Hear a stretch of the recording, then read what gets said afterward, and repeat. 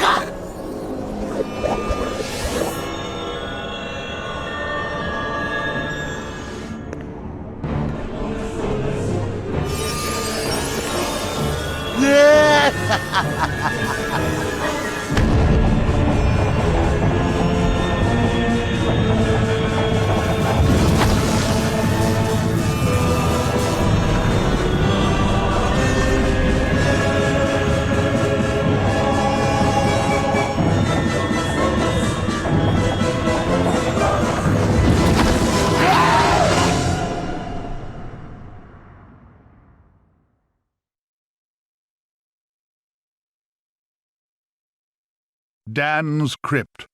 The best place to go if you're looking for a dead Dan.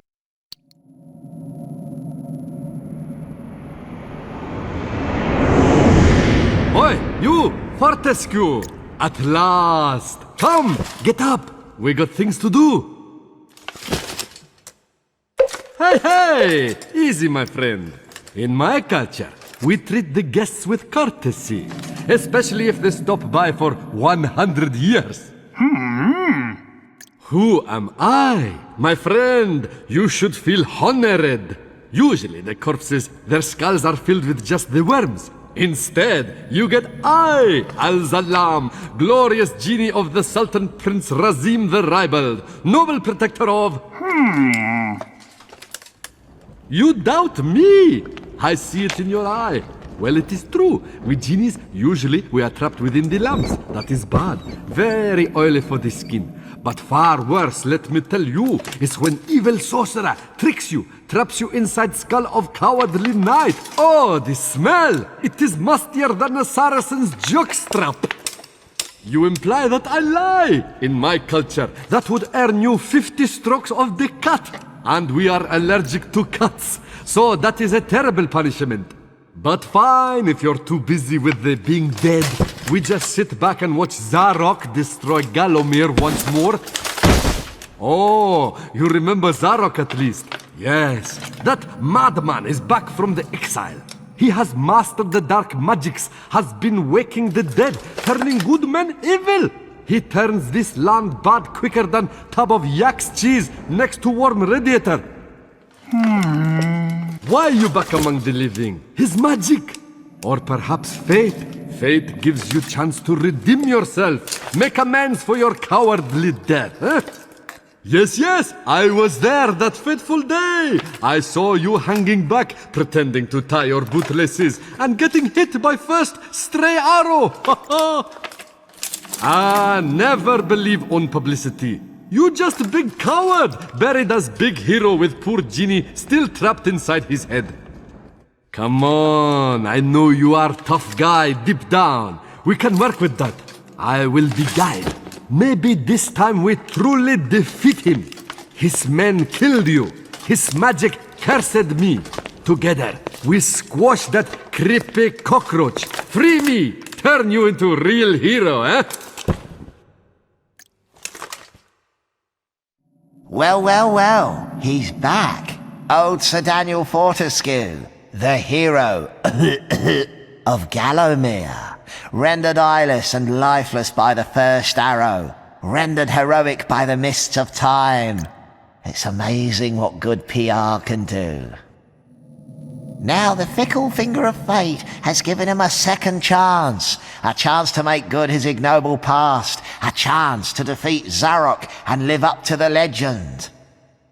If I had any breath, I wouldn't be holding it. Anyway, many of my stony kind reside in Gallowmere. We may be woken with a gentle nudge, not with a kiss. Please, don't try the kissing thing. We don't have affectionate natures.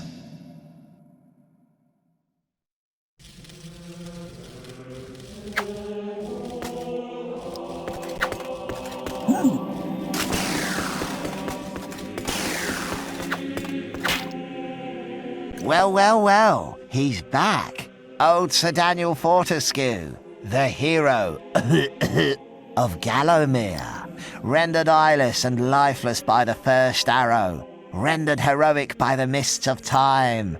It's amazing what good PR can do. Now the fickle finger of fate has given him a second chance. A chance to make good his ignoble past. A chance to defeat Zarok and live up to the legend. If I had any breath, I wouldn't be holding it. Anyway, many of my stony kind reside in Gallowmere. We may be woken with a gentle nudge, not with a kiss. Please, don't try the kissing thing. We don't have affectionate nature.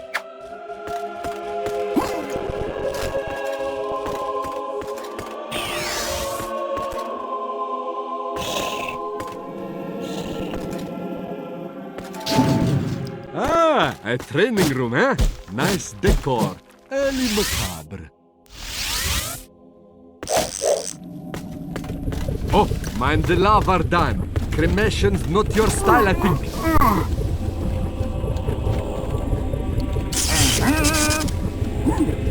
That is a rune key, Dan.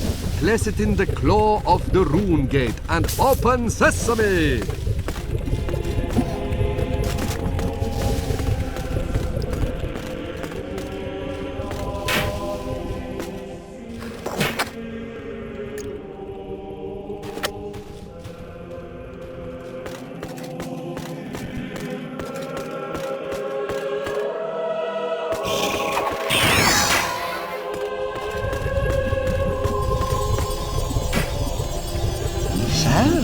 You're set on finding Zarok. The Master, as he likes us to call him, leaves a sulphurous green ether as a...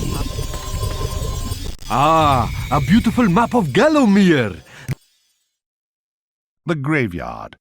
You wouldn't catch me digging graves in my yard. Spoils the ambience.